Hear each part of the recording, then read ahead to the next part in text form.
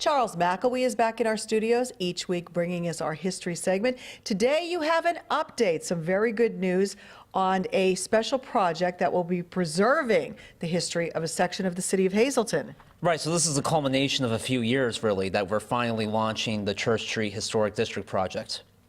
So that will be focused on the Church Street neighborhood. So when you think about that, about 50 square blocks of architecturally unique properties, from churches to houses, various residential properties bounded by Diamond Avenue, really goes to Green Street from Wyoming Street, and then Vine, really centered on Church Street and Laurel Street.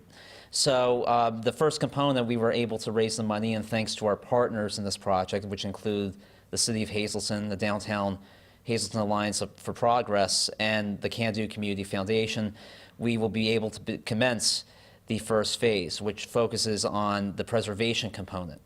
So beginning next week, Preservation Pennsylvania, which is a statewide organization that advocates for communities to develop preservation plans, will be going from property to property to conduct a survey of the neighborhood and develop a strategic plan to really stabilize that neighborhood and devise a game plan for preserving it and also helping the city create a local historic district. What is the overall goal of this project? You want to maintain the buildings the way they are so they retain their historic look, so that they're not modernized or updated to take away from the integrity of that area?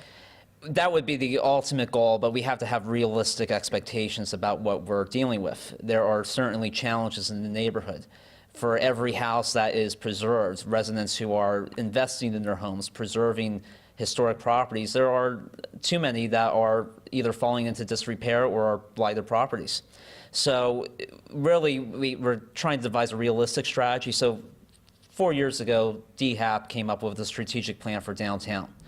And that served as basically the roadmap for that organization. And we've seen the transformation that has occurred since DHAP commenced in 2013, 2014.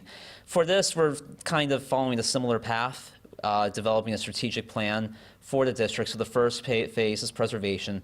And then the second phase, once the money is raised, would focus on the revitalization component, developing an anti-blight strategy to really stabilize the neighborhood. So yes, preservation is important, and the local historic district would actually create a local historical architectural review board, a group to oversee the neighborhood and make sure that certain standards are met and making sure the properties are properly preserved. All right, well, good stuff happening in our area. I know you'll be back with more history segments to talk about the history, but please keep us up to date on this project because it's very interesting. Yes, we'll continue to update because it's going to be an ongoing endeavor. All right, Charles McElwee, he'll be back next week.